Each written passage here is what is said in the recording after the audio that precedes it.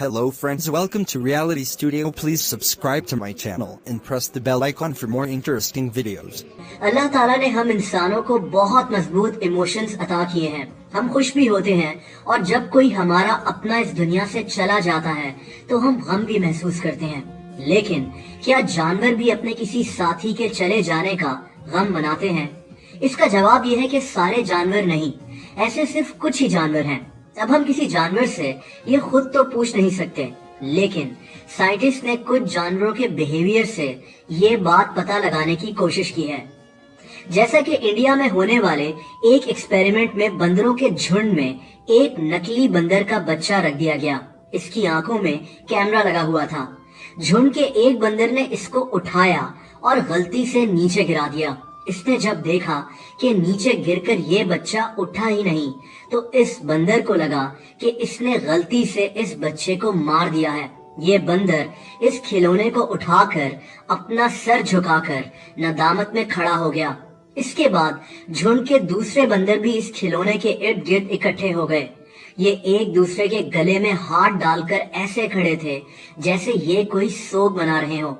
कुछ बंदर तो अपने बच्चों को गले भी लगा रहे थे। बंदरों के साथ ऐसा कई दफा देखा गया है। दोस्तों, हम सब जानते हैं कि भेड़िया एक इंतहाई वाइल्ड जानवर है। भेड़िए हमेशा एक झुंड में रहते हैं। इनके कबीले होते हैं और हर कबीले का एक सरदार होता है। देखा यह गया है कि भेड़ियों के झुंड में जब किसी भेड़िए की मौत हो जाती है तो ये एक अलग तरीके से उसका गम मनाते हैं। भेड़िए कई हफ्तों तक अजीब किस्म की आवाजें निकालते हैं जो पहले कभी सुनी नहीं गई होती।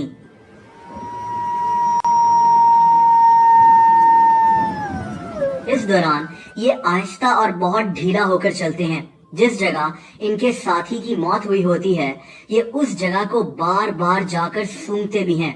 ऐसा 6 हफ्तों तक चल सकता है और फिर कहीं जाकर इनका झुंड नॉर्मल लाइफ जीना शुरू करता है।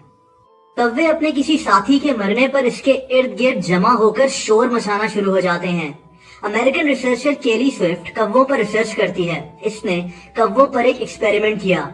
ये एक पार्क में गई और वहाँ कौवों को मूंगफली खिलाती रही। अगले दिन ये उसी जगह एक मास्क पहनकर चली गई। इसके हाथ में एक कौवे की लाश थी। इसने इस लाश को उन्हीं कौवों के सामने रख दिया जिनको ये मूंगफली खिलाती थी। कौवे इसके हाथ में अपने एक साथी की लाश देखकर जोर जोर से चिल्लाने लगे। केली के मुताबिक ये कौवे अपने आसपास के साथियों को खतरे की वार्निंग दे रहे थे। इसके अगले दिन केली मास्क के बगैर एक बार फिर से उसी जगह पर गई। इसने कौवों को फिर से मूंगफली खिलाई। इस दफा कौवों ने थोड़ी घबराहट के साथ मूंगफली उठा ली।